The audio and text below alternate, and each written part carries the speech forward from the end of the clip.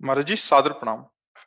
महाराज जी, अध्यात्म की तरफ चलते चलते अचानक मन विचलित सा हो जाता है, उल्टे से ख्याल आते हैं, नकारात्मक ऊर्जाएं उत्पन्न सी होती हैं महाराज। हाँ, वो चूंकि संसार का मनोरंजन उसको प्रिय लगता है, मन को मनमानी आचरण करना उसको प्रिय लगता है।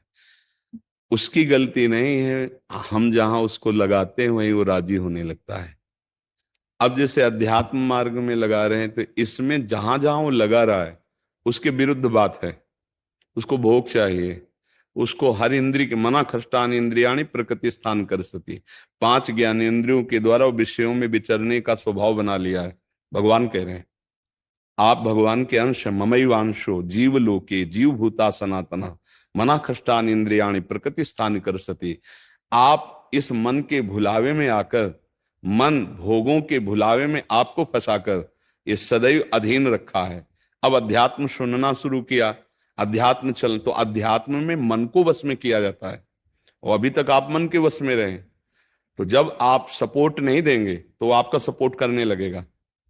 इसकी चाल समझना, क्योंकि आपके बिना उसकी कोई सत्ता नहीं, वो आपके बिना कुछ नहीं कर सकता, आपके दस्तखत से ही करेगा। जैसे हमारा मन कह रहा है मैं देखूं, हम कह रहे नहीं देखना है, वो 100 बार कहेगा देखो, आप कहोगे नहीं ये देखो, अब वो लग जाएगा जिधर आप लगाओगे।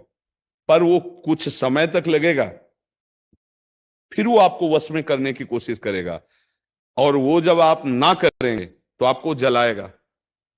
अगर उस जलन को सह गए तो मन को अधीन कर लेंगे, और नहीं सह गए तो मन आपको अधीन कर लेगा। ये खेल चल रहा है।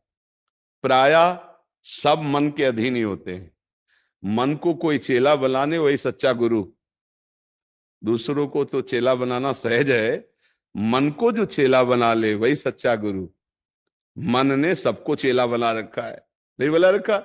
जैसा जैसा कहता है वैसे ही करना पड़ता है। और बड़ा बात यह है कि मन को हम जैसा कहें शास्त्र आज्ञा से वैसा चला ले, सो महात्मा, वही गुरु, वही भक्त। नहीं तो भाई भेष चाहे जो हो, पर मन के अधीनता से मुक्त होना बहुत कठिन होता है। कोई बिरला मन को अधीन करके भगवान की प्राप्ति करता है। तो आप लोग उसी बिरले में हैं, क्योंकि अगर सत्संग मिल रहा है, साधु संग मिल रहा है, और अध्यात्म की बातें सुन रहे हैं, अध्यात्म में चल रहे हैं, तो हम ये नहीं कह सकते कि हमारे ऊपर भगवान की कृपा नहीं। कृपा है, पर हमें विचलित नहीं होना। कम से कम ये बात आप स्वीकार करते हैं कि कभी कभी वो हमको गिराने की कोशिश करता है, अर्थात आपका बहुत सहयोग देने लगा है। तो एक समय था कि हम पूरे उसके अधीन थे, आज है कि आधा आधा हो गया है। आधा वो हमारे अधीन हो रहा है और आधा अपने अधीन करना चाहता है। तो चढ़ाई और चढ़ते जाओ, उसके पॉइंट कम करते जाओ, अपने पॉइंट बढ़ाते जाओ कि अब 60%, अब 65%, अब 70%।